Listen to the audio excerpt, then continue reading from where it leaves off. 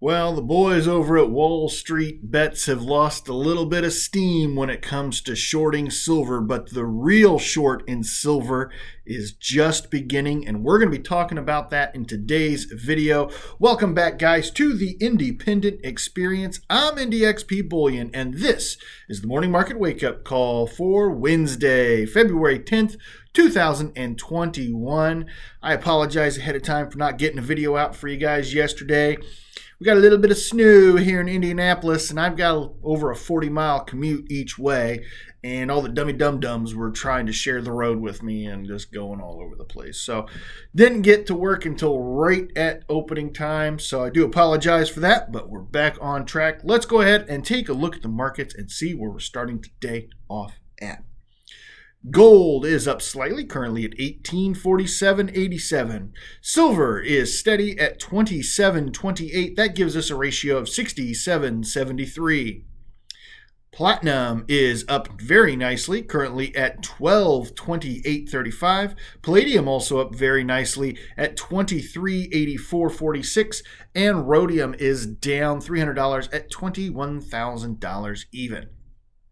We're seeing very nice gains in base metals. Copper is up significantly at $3.72. Nickel also up significantly at $8.36. Aluminum up at 93 cents. Zinc up at $1.22. And lead also up at 94 cents. Barrels of crude oil continue to climb, pushing towards that $60 a barrel mark. Currently, barrels are selling for $58.70. We had a mixed day on Wall Street yesterday. The Dow was down 9 points at 31,375.83. The NASDAQ was up, wrong button. NASDAQ was up 20 points at 14,770. That is a new record for them. And the S&P 500 was down just 4 points at 39,1123.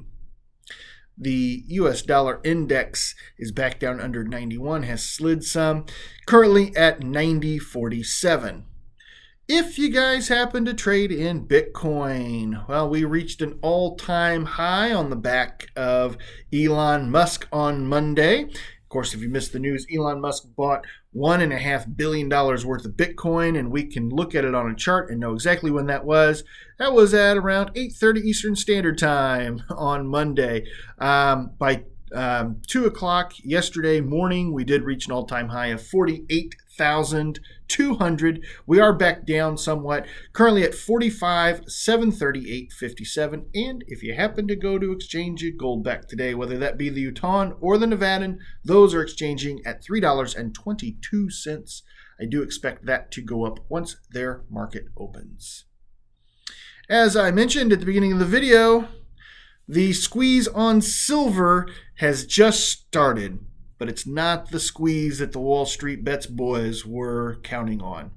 This article comes to us from Kitco News and Anna Golubova. It is titled, "Is There Enough Silver? The Real Story in Silver is the Physical Squeeze." Now, this is a longer article, so hang in there. It makes a ton of really, really great points. The mainstream media got the silver story wrong, according to Guardian Vault's business development manager, John Feeney, who said the real story is in the physical squeeze, and it is far from over.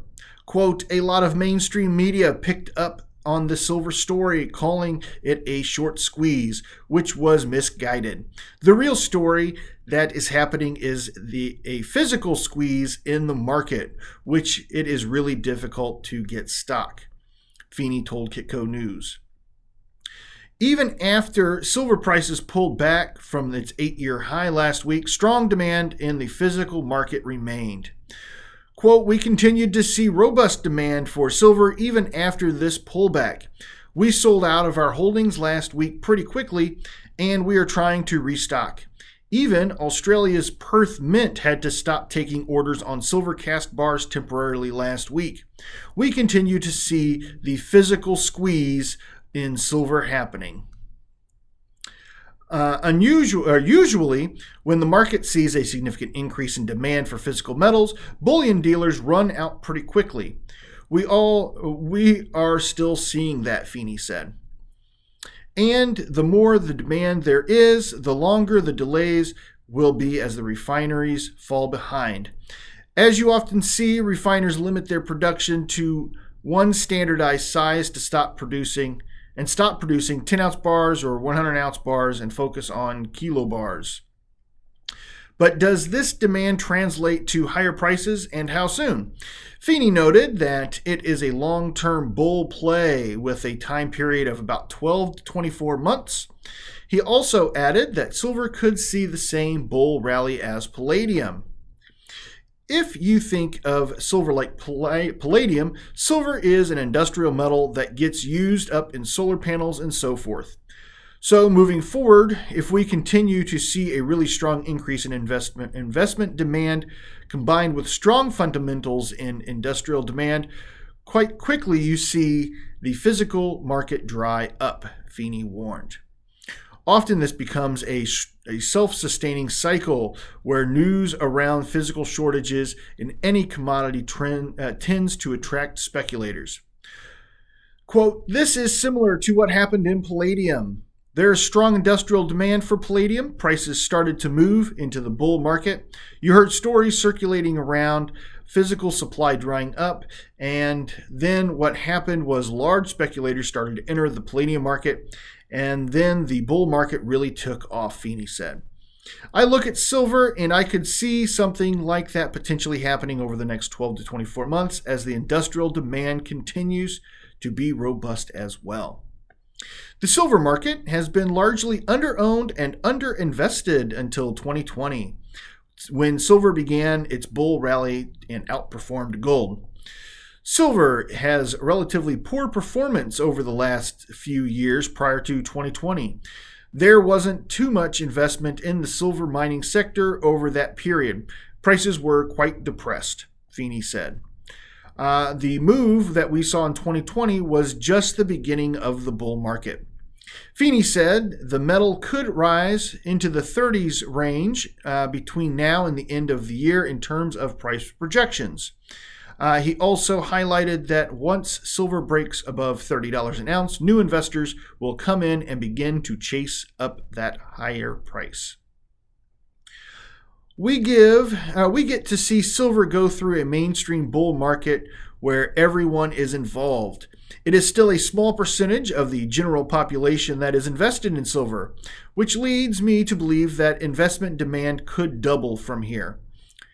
What happens, though, is price often drives the demand. If you do see the price break above that $30 mark, pretty quickly you will get a lot of investors that come into the market and chase that price. We will continue to see prices really take off.